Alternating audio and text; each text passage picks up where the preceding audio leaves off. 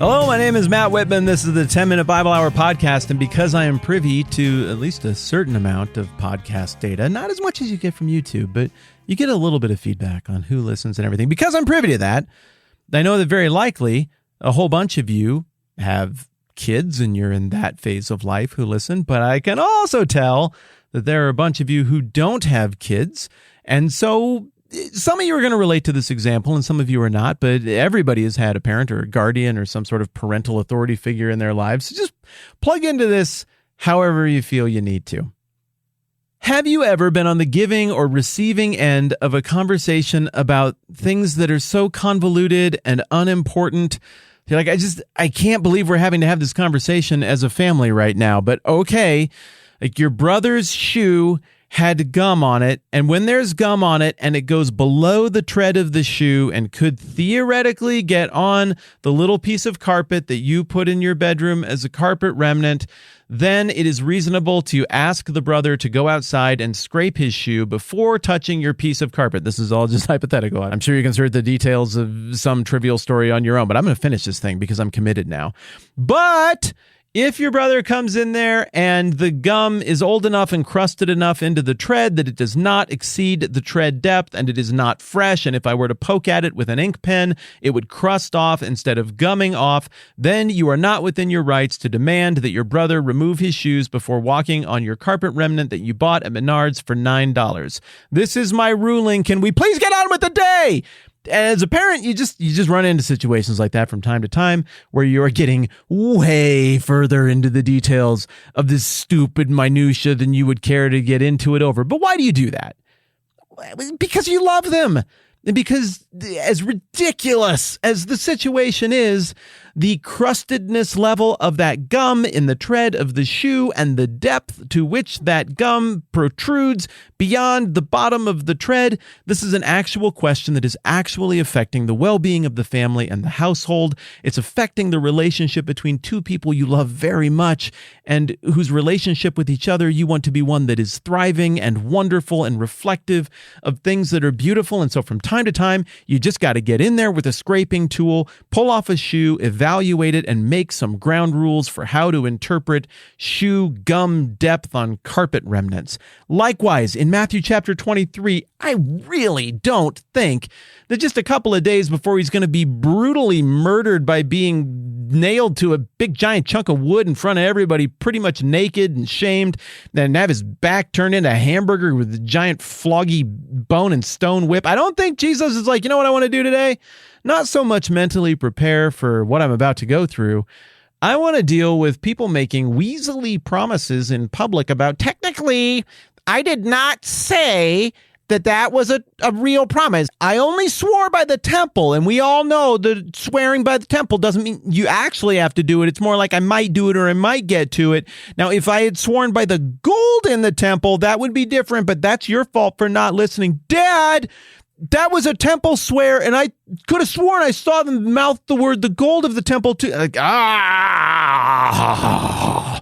As we look at Matthew chapter 23 and all of this business about woe to you blind guides who say if anyone swears by the temple, it means nothing, but if anyone swears by the gold of the temple, he is bound by his oath. As we look at this stuff, I do not want to give some false impression that this is the heart of the Bible. This is the stuff that God broke the laws of time and space to send his son to take on flesh and the world, birthed by a virgin, living a perfect life and going obediently to the cross to die there, a sacrifice for the sins of all humankind, not coming to be served but to serve, and to give his life as a ransom for many, to be raised on the third day back to life, to ascend to the right hand of the Father so that he could take a few minutes in the temple to argue with people about how oaths ought to be.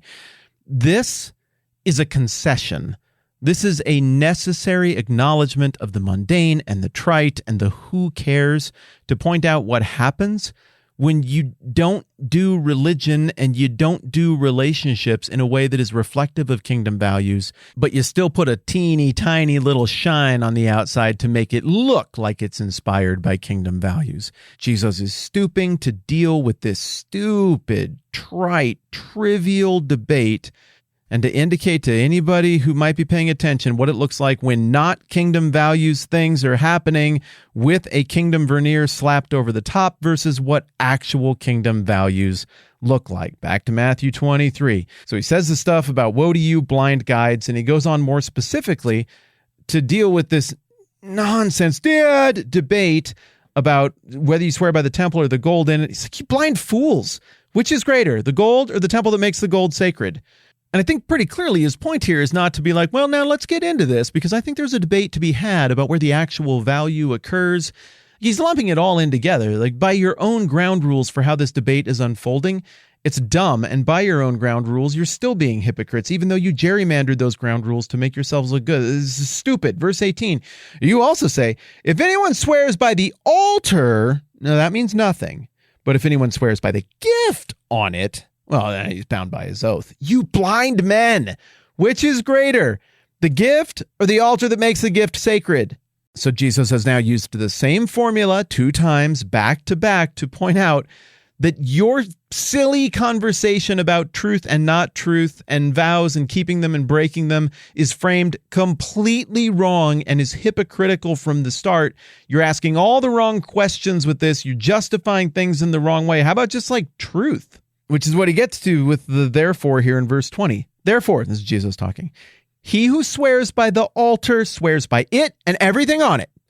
And he who swears by the temple swears by it and by the one who dwells in it. And he who swears by heaven swears by God's throne and by the one who sits on it.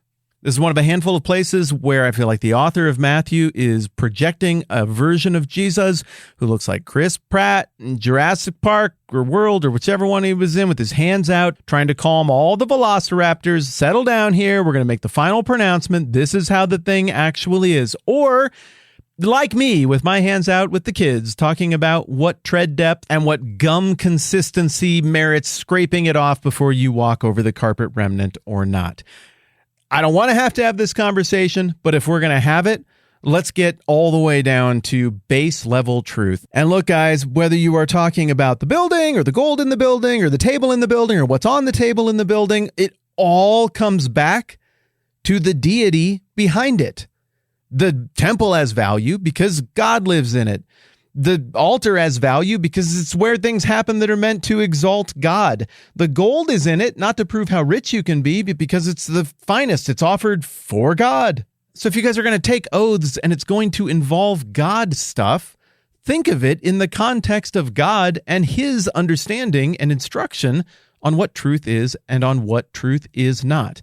This is a supporting point detailing and exemplifying the earlier very bold, very dangerous charge of hypocrisy that Jesus leveled against the religious leaders in public at the beginning of chapter 23. And I'm sure that, like me, many of you are going, oh, wow, this is so many woes. Yeah, I'm with you. It is a lot of woes. And let me just state again for the record, I'm not Jesus. I don't imagine myself to be Jesus. I feel critiqued by these woes, but also I want to try to handle this stuff with the same tone that we've talked about everything else with. And so we are taking our time. We are trying to unpack them carefully. I think it is important for understanding the whole document. Please, if anything about the way I'm saying it or we're going through it makes it sound like I am descending from the mountain of knowledge, morally or intellectually, to tell you how your behavior ought to be and how you ought to think about all the things, then I'm saying it's stupid. And please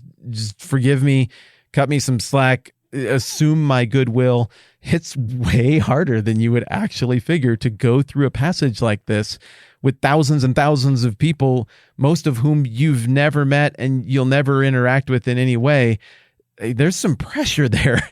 And I don't want to give the impression that I get this stuff right. I don't want to give the impression that I'm somehow morally exceptional. Oh my goodness, I am not.